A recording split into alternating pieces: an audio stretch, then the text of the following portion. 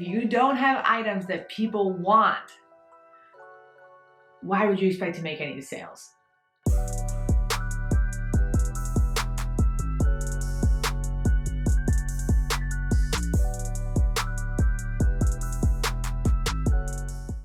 Hi everybody, it's Nina, Beachfront Bargains. Welcome back to my channel. If you're new here, I am an online reseller. If you are new here, make sure to subscribe. I do weekly what's sold videos as well as other tips and tricks for reselling. So for today's video, I thought I'd do a video on 5 reasons why your items are not selling on Poshmark or eBay or Mercari. This applies across the board. For those who don't know, I do closet reviews via my website.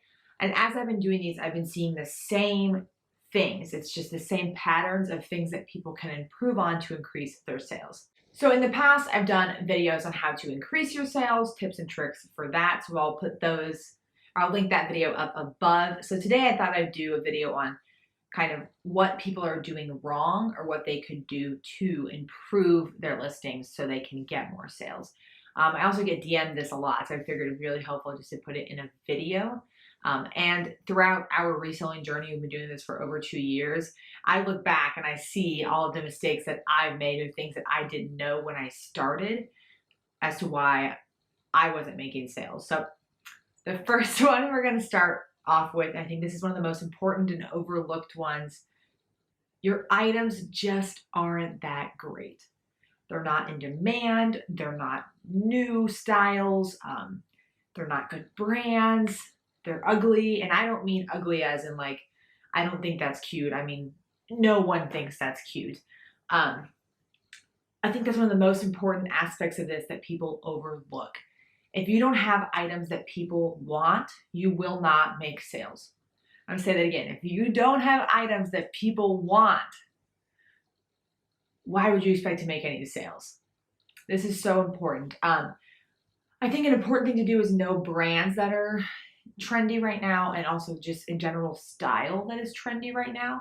And if you can do the mix of brands that are trendy and styles that are trendy, like the golden secret for success with reselling. So that's the first one. Basically, your items are not in demand. Okay, the second one, and this I think every reseller is guilty of, especially when they just start, is your photos are bad. Your photos are just really bad. They're yellow, they're blurry, they're cluttered, they're dark. Dark's a big one. The item isn't showcased properly in the photo, like it's wrinkly or it looks dirty, any of those things. I know when I first started, I took photos like on the bathroom floor, on the dining room table. They were dark. So I think this is a big thing that you can easily fix with a little photo editing and like a lighting kit. Like I have a ring light that I use it for YouTube and for my photos. But if buyers can't see the item properly, they're not going to buy it. You think about when they search something, they're just scrolling, right? You know, you're just on your phone and you're scrolling. You don't want to click on the ones where you can't even really see the item or the item looks dirty or yellow or it's not a great photo. So I think that's the second thing you can do to improve is just get some kind of lighting kit or natural lighting. If you have great natural lighting, go for it. I know some people take their photos outside. I just got a simple ring light and that does the trick for us, but whatever you have to work with it. And then photo editing I also think is important. We've used PicTab Go in the past, which is super simple to use. You just click a couple buttons and it brightens up your photos. Now we use Snapseed. Snapseed's a little more complicated, but it really like whites out the background and makes the photos look semi-professional, I would say. I'm not going to say our photos look professional, but it makes them look a lot better. I'll link everything I'm talking about. I'll link below, like the ring light, the photo editing apps, all of that. But I think that helps so much. You want your photos to stand out when buyers are searching. You know, you want your photo to be the one that they're most likely to click on. Okay, the next one is your titles or descriptions are either bad, just lacking information. They're non-specific. So something I see a lot of is, let's say you have like a Free People raw hem sweater gray. It's gray. Some people's title will just be like sweater. That's not good. You want to think about how buyers are searching for items, right? So they'd be searching like Free People gray sweater. Well, if yours just says sweater, good luck showing up in the search results, right? Same goes with description. In your description, you want to be as descriptive as possible without being overwhelming. A couple things I do in all of my descriptions is I put the very details at the top of the item, what it is exactly. I put the condition, so I'll put like excellent condition, like new, good used condition. And then I also put all of the measurements. So I want my description to be a one-stop shop for my buyers. If they've opened the listing up and they're actually looking at it at this point, I want them to be able to get all the information they need from that description. So if they are interested in purchasing, they have all the information they need right there. I don't want them to click out and go to someone else's listing. So I think having a good description is important. And it also helps with searching.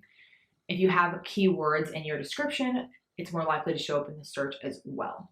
So that's the third one. It's having a good title and description. That'll help you. Fourth reason your items are not selling is because your pricing is bad. I know this is a hard one. It's a hard one for me. I still struggle with this because I want to get as much money as possible for my items, obviously.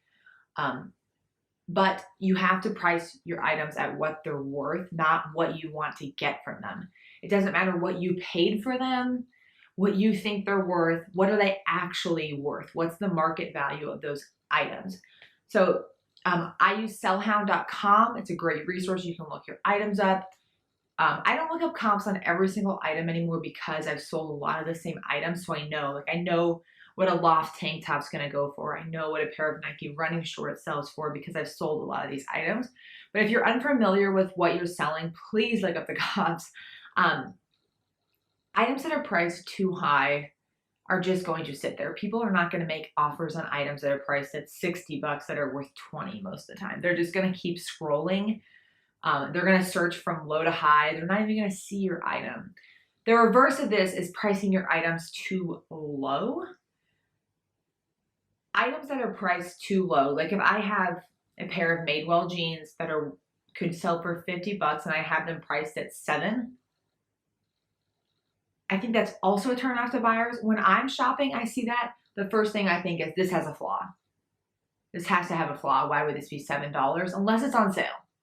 So, and you're also selling yourself short of the potential profit for these items. So I think pricing too high and pricing too low are bad. So I think it's so important to look up your comps and figure out if you're pricing things right. Whenever I get an offer on something that seems lower than what I thought the item would sell for, I go and look up the comps on that item before declining. I never decline. Who am I kidding? Before counter offer, I've never declined in my life. Before counter offering, because the market value might not be what I think it is, and it might have changed. If you've had that item up for a while, due to seasonality, it might change. So just keep that in mind. I also think it's important, if you have items that are sitting for a long time, go look at your pricing. If your photos are on point and your descriptions are great and your item is good, it's probably your pricing. I think it's one of the hardest ones to deal with because we want to get the most money. At least for me, it's the hardest one to deal with. I want to get like $50 for every loft tank top I have, but that's not reality.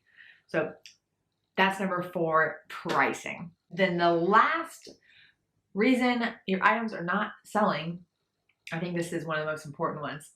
I feel like every time I'd be like, honestly, if you don't do all of these, you're going to have issues with your sales. But this last one is really important, and I think it's really difficult, especially if you are part-time in any sort of way like we are, is consistency, the lack of consistency. If you want to make consistent sales, you have to be listing consistently, updating pricing, relisting, just being active, sending offers, price dropping, all of that if you want to have consistent sales. This is not a passive income stream. There's nothing passive about reselling. You have to be listing things consistently. There's very easy ways to do this though. With eBay, you can schedule listings. It's 10 cents a listing. I'm going to start doing this. I did it when we were on vacation and it was so amazing to not have to worry about them. If you don't want to pay to schedule them, you can just have drafts that are ready and spread them throughout the week. We do most of our work on the weekend, so I have a bunch of drafts that I save to just publish during the week. On Poshmark, it only allows 15 drafts at a time, but my strategy for this is I list a bunch of stuff on eBay, and when I list those items on eBay, I save the link for them to a Google Doc, and then I go and cross-post throughout the week.